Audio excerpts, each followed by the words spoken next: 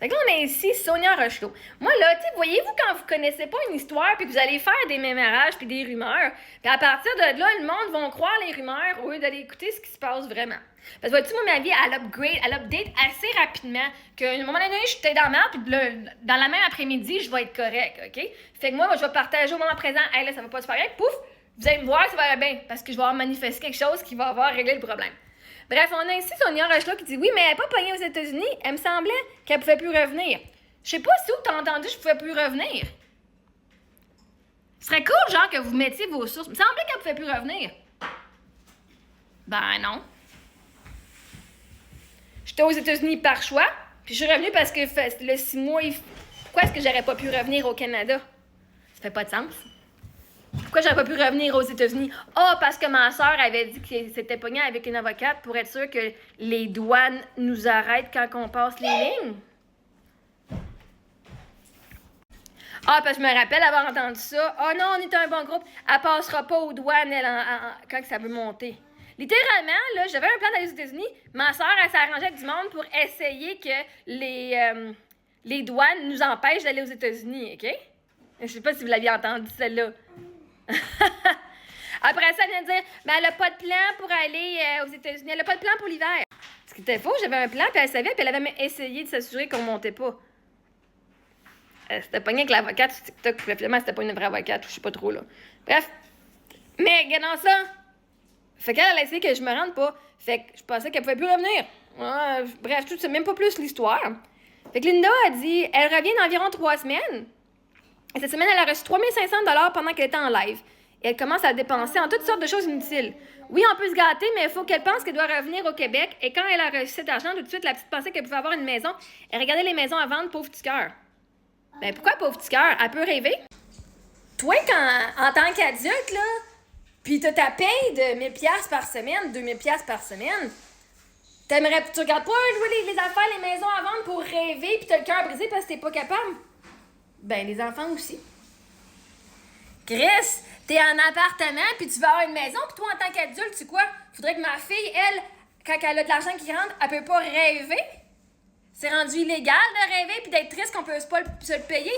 Hey, toi, tu fais une paye à chaque mois, puis t'as pas plus une maison. Ça te brise pas le cœur, ton petit cœur? Mais anyway, fait que oui, regarde. Moi, je t'ai pas de monter, j'ai eu 3500 $, puis elle me dit c'est pour nous gâter. Puis vois-tu, l'affaire, c'est que je l'ai tout dépensé. On est parti un peu plus tard. Puis même après ça, pour revenir au Québec, vois-tu, moi, j'ai pas eu besoin de penser. J'ai dit, bon, ben, on s'en va en Californie.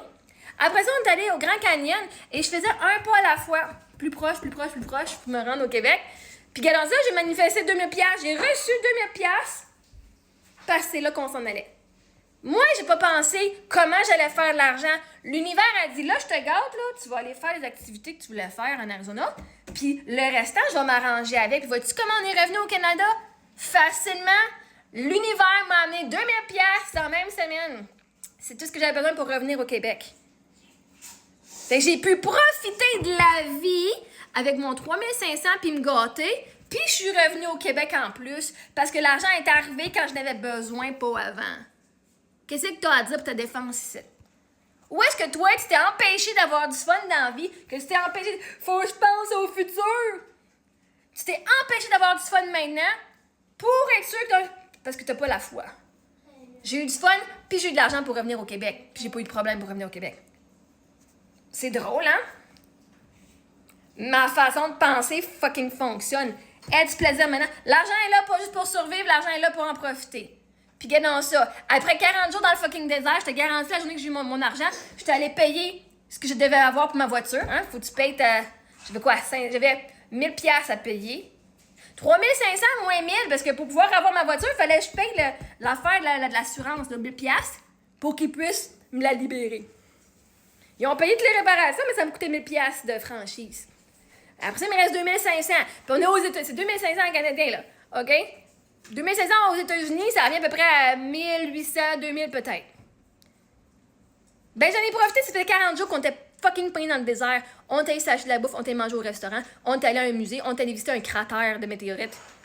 On est allé voir un observatoire qui était inclus avec notre passe. Fait quoi, on est allé se faire les ongles pour 300$. Si on le méritait, ça fait 3 mois qu'on était dans le désert. 40 jours dans le désert, sans arrêt. Presque 1 mois et demi, désolé, pas 3 mois. Fait que si toi, là, tu veux juste souffrir toute ta vie, là, parce que tu penses juste que c'est le futur qu'il faut penser, ben vois-tu, moi, j'en ai profité de mon moment présent, puis j'ai même eu l'argent pour revenir. Qu'est-ce que t'as à dire contre ça, là? Jen Grou, non, c'est quelqu'un qui essaie de la faire revenir pour l'Internet et placer les filles. Ça, c'était Alex Wilson. Puis là, on avait un message qui disait Nancy Gagnon, elle disait « Ah, mais c'est pas ça, elle avait la cour en avril. » Ben, il y avait les deux qui existaient. Il y avait Wilson qui voulait me faire revenir, me faire interner, placer mes filles. Et il y avait le fait que j'avais la cour qui finalement a été annulée. Parce que mon auto a brisé. Mais vois-tu, c'était arrivé en octobre, puis il a été reconnu coupable. Sonia Rachaud, c'est tellement triste que j'ai arrêté de la suivre, ça m'empêchait de dormir. La nuit, tellement, ça me bouleversait. Oh... Ce qui t'empêchait de dormir, c'était pas mon histoire, c'était les émotions que tu vivais. Tu étais bouleversé des images que tu t'imaginais, de tout ce que tu pensais arriver, alors au lieu de voir les faits pour ce qu'ils étaient. On avait du fun. Mes filles ont du fun. Mes filles ont eu leur meilleure amie à côté de nous autres tout l'hiver, dans le désert. Ils n'ont jamais été tout seuls, ils ont toujours eu des enfants autour. Toujours. Puis elles venaient jouer chez nous tous les jours. Vous étiez bouleversés parce que vous ne saviez pas c'est quoi qui se passait dans la vie. Je n'ai pas posté leurs amis tout le temps sur TikTok. Je n'ai pas posté l'école qu'on faisait sur TikTok. Ça vous regarde pas. Le monde font « Hey, sur TikTok, je la vois jamais faire l'école à la maison. » Ben, c'est parce que je le fais pas sur TikTok. Je le fais après ou avant. Ce que je fais avec mes enfants ne vous regarde pas. Gang d'épieux. Gang de stalkers. Parce que tu le vois pas ne veut pas dire que ça n'existe pas. Fait que c'est toi qui s'empêchais de dormir, ma chère Sonia, parce que tu suivais toutes mes histoires.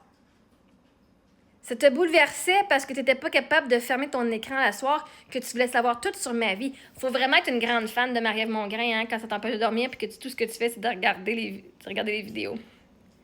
Puis de suivre l'histoire d'une personne que tu connais même pas.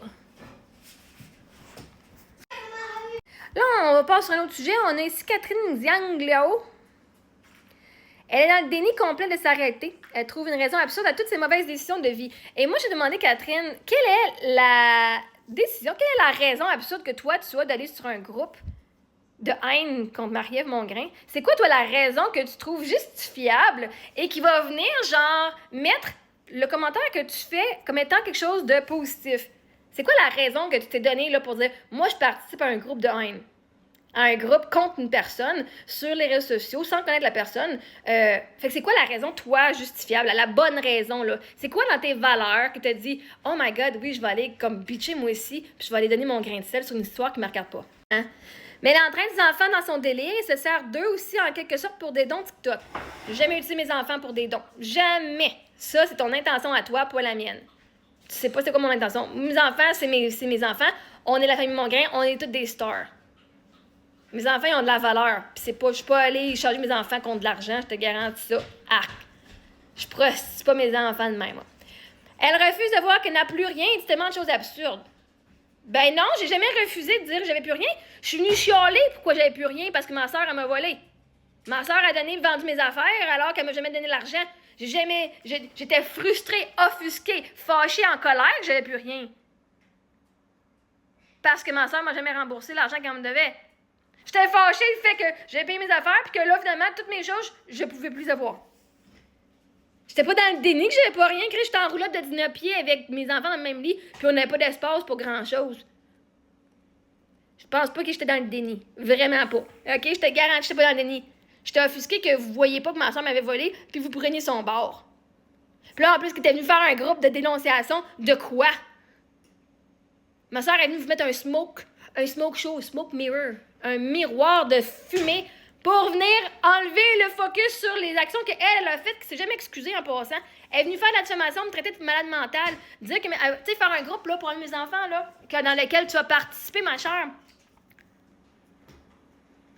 Puis vous avez embarqué dedans.